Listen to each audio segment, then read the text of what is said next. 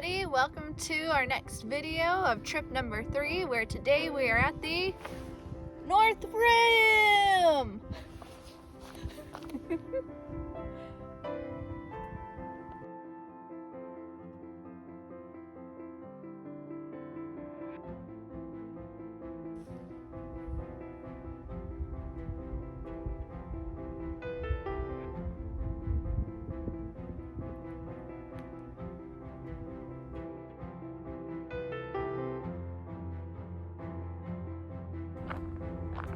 So we are actually at Point Imperial right now, and it's October 20th, 48 degrees, very sunny, and the elevation here is 8,800, and you can definitely feel it.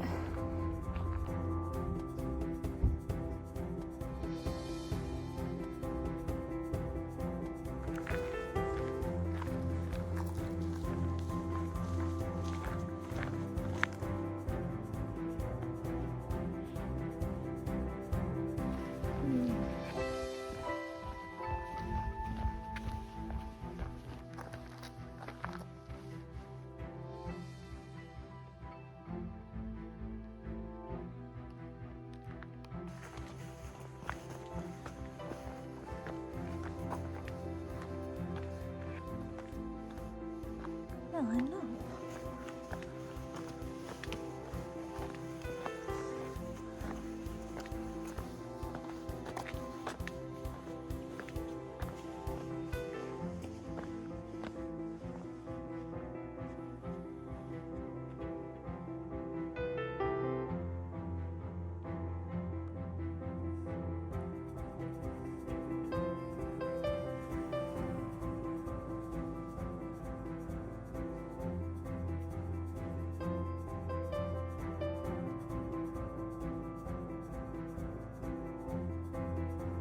We have made it to Cape Royal Point, and compared to the Imperial side, we both kind of agreed that this is much prettier. The south side is actually somewhere over here, and if you look over here, that's actually a little section of the Colorado River that you can see.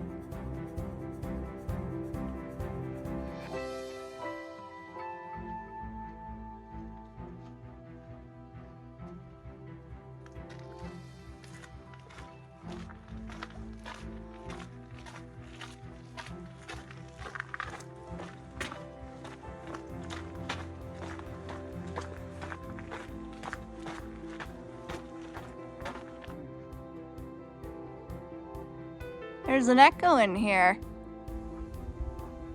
What? There's an echo in here.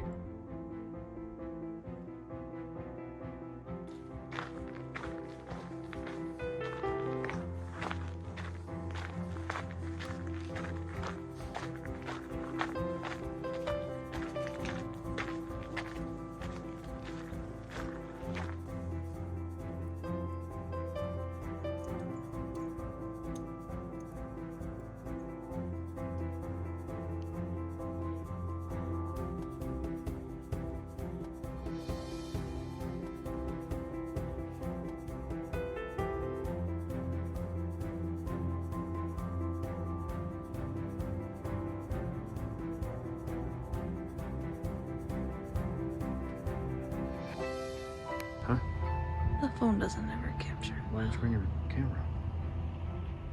I don't think that would make a difference.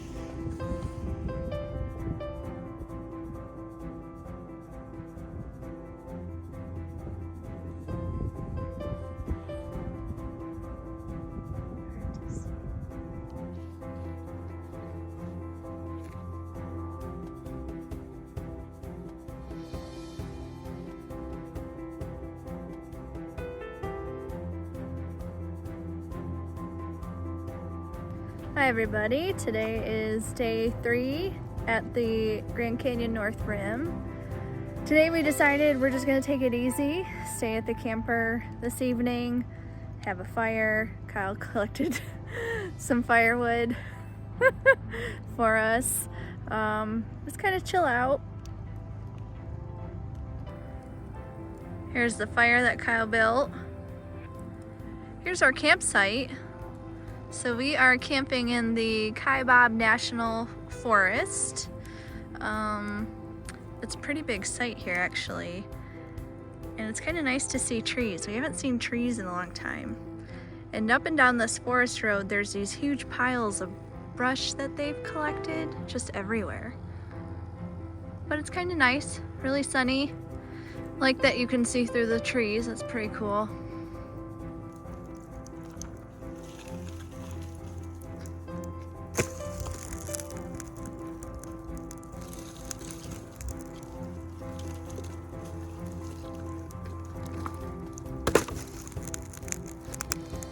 Really necessary. A big log.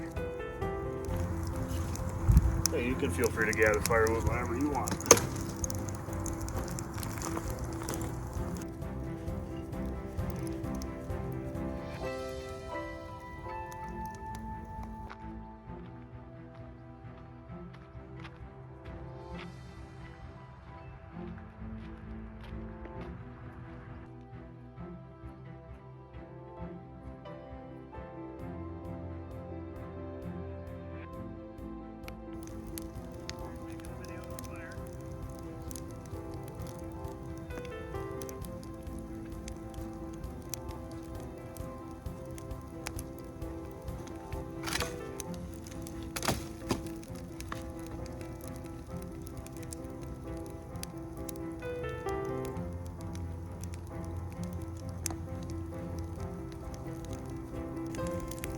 I'm gonna burn the forest down.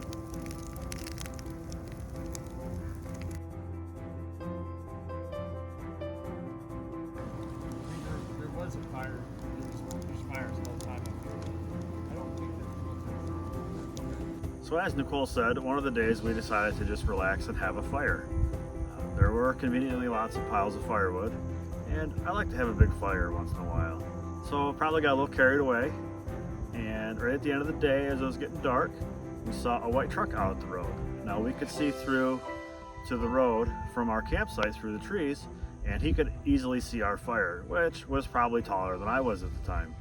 So he stops in his pickup truck, and we see him wait, and we were joking about how it was like a DNR officer or something like that. And he decides to pull in after a minute or so sitting out there, comes up, and sure enough, he's from Arizona Fish and Wildlife. And he was probably very interested in my fire, for my fire being too big. But I'm expecting maybe a ticket and a fine, which is definitely going to be a day ruiner. But all he said about the fire was, "That's an impressive fire you have." He was actually doing an outreach to deer hunters in the area, and that was his purpose for visiting, is he thought maybe we were hunters. And once he knew we weren't hunters, it kind of changed, and we just had a nice little chat. It's story time again. So like Kyle said, the reason why that gentleman came is because he thought we were hunters. And why he was coming to see us is because in Arizona, they have a program where they will swap out lead bullets for non-lead ones. This is a big deal because they are trying to conserve the California condor population. We talked with this guy for a long time and we learned so much about these birds. The California condor population has dwindled greatly because of humans. These birds existed in the last ice age. 40-some thousand years ago, they have been on this planet. And since humans, they've been dwindling to the point where there was maybe 22 in North America. So in the 80s, a conservation effort was enacted to collect all of the birds in the wild and start to rehabilitate them. Through the efforts of the conservation, there are now over 300 in existence. So they are still critically endangered, but they are growing. Now, for several reasons, the birds struggle to maintain their population. One of which has to do with the fact that they don't lay eggs every year. It's usually every 2 years and only one at a time. With pesticides, the eggshells are very brittle and break easily, so you have no birds sometimes. So what happens with the lead bullets is hunters will go out and leave their carcasses or the guts from their kill, and the condors will come to scavenge for food. They'll ingest the lead will go into their bloodstream and affect their central nervous system, and eventually they die, hence no more bird. The lead ammunition isn't just affecting the condors, it's also spread to other birds, such as the American eagle. It's really interesting reading up about the condors. I would suggest you to do it if you are so inclined. My last PSA announcement would be, if you are a hunter, please try to use lead-free ammunition. Just please try to do your part because these birds are very cool. I would have liked to have seen one when we were out in our travels and we didn't, and so maybe the next time I'm out west, I would like to see one. So, thank you.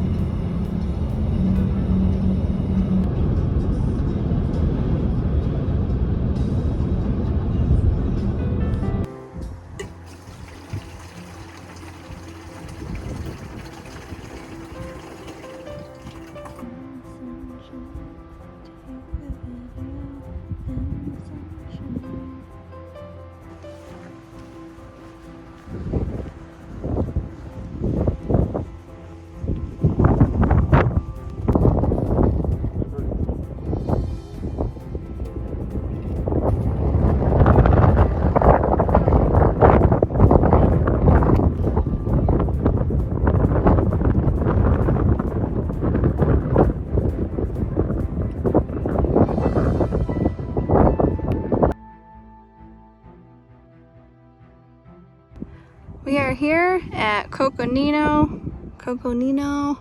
Overlook, part of the North Kaibab Trail.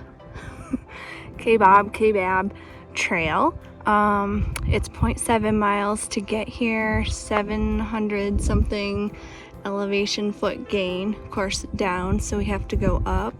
The North Kaibab Trail goes something like 13.2 miles down into the Grand Canyon, all the way down to the Colorado River, I think, and it's a 2,000 foot elevation gain, and we're not doing that, are we? So many facts wrong. Sorry.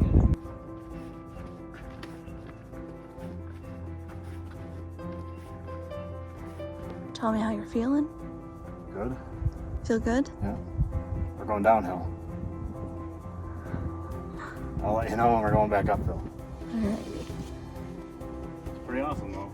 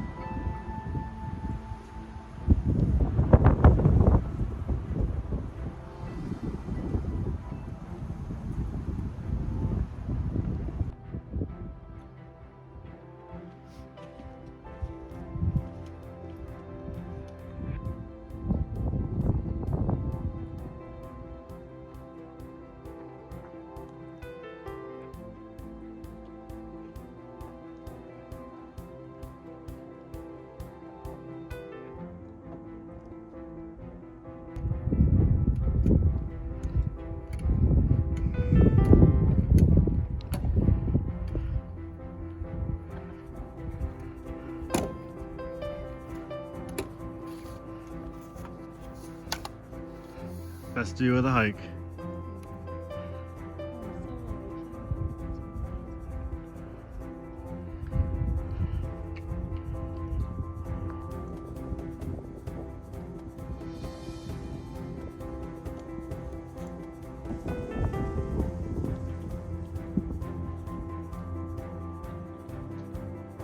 So we were able to hike below the rim at both the north and the south side of the canyon, and it is amazing. There are stops along the way that on each side that are only about 3/4 of a mile down. And if you are at the Grand Canyon and you're physically able to make this hike, I highly recommend you do.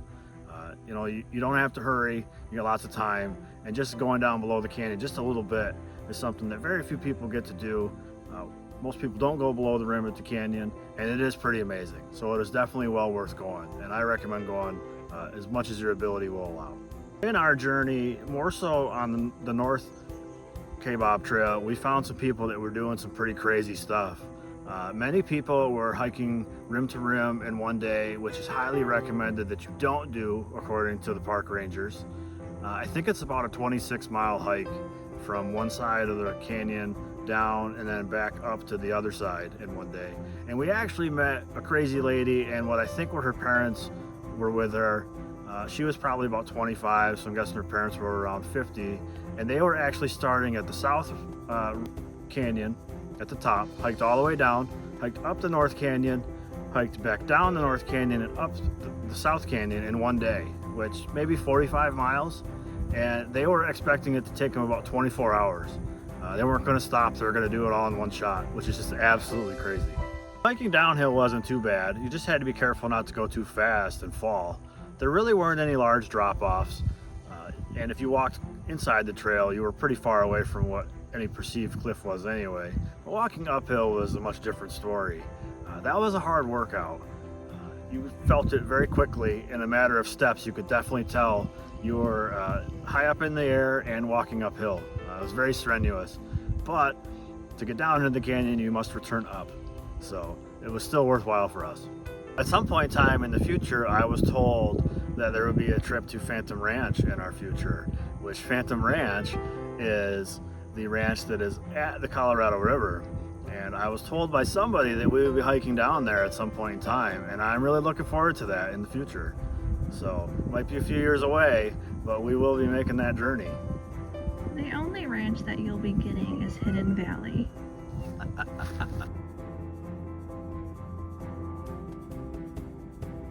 Put your hand on there so I know how big it is.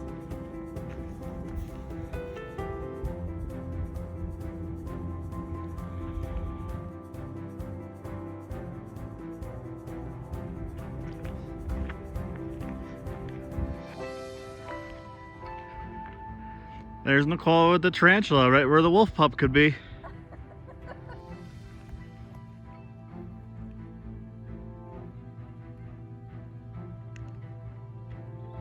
Probably not a great idea.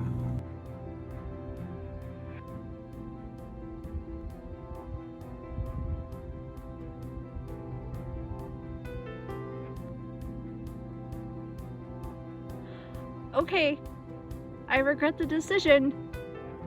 It's on me. Get it off me! Okay. It's not going.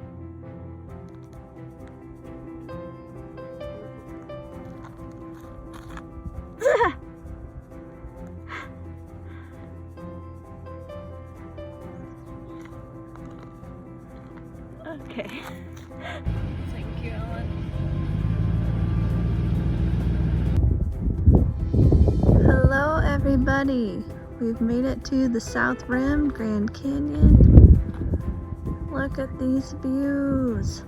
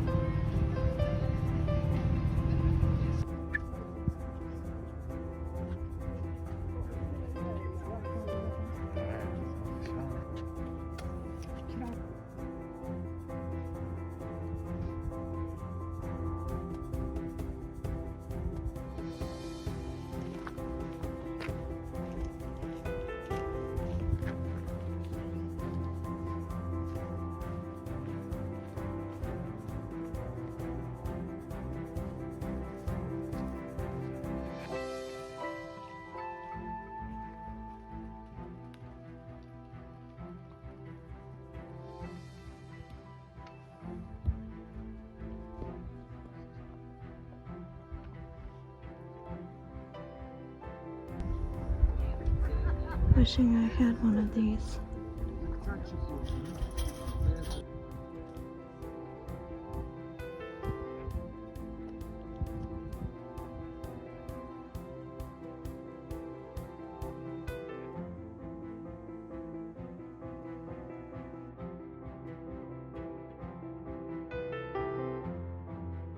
Hello everybody. We are at the Cedar Ridge, I guess, rest stop on the South Kaibab Trail. They've got bathrooms here. There's Kyle. There's a bar over there to hook up horses.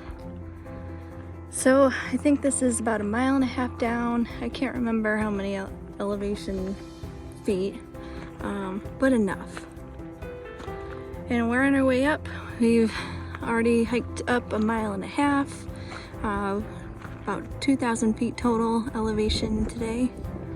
We're gonna get out of here and head back to the top.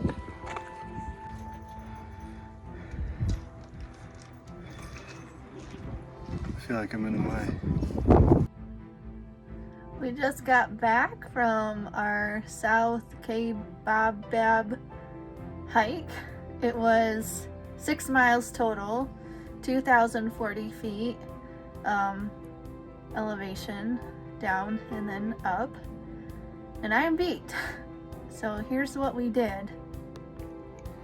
Okay, so we started out at the South Kaibab trailhead and we hiked down the canyon to Skeleton Point, and then we just came back up. Maybe in another life we could hike all the way down to the bottom of the river, but that's not going to happen right now. And the North Kaibab side, we did a little bit of that. This was last weekend. We started out at the trailhead up here, and then we hiked down to the Red Wall Bridge, and that was, I think, 2,200 feet and 5.2 miles round trip. So that's where we're at.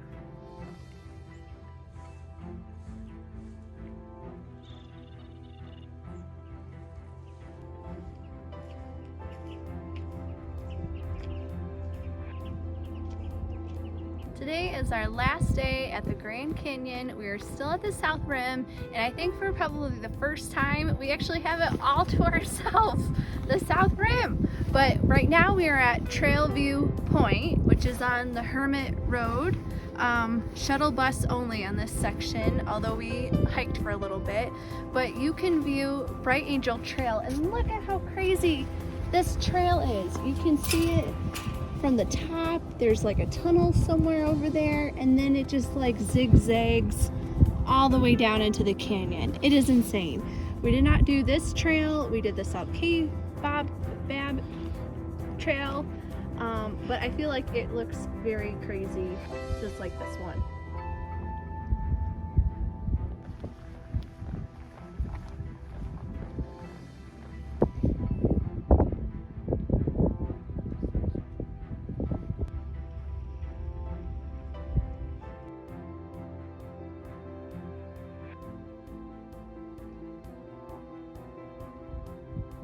Bottom of Mojave. You can see that rock formation all the way up to Pima Point, so if you can look at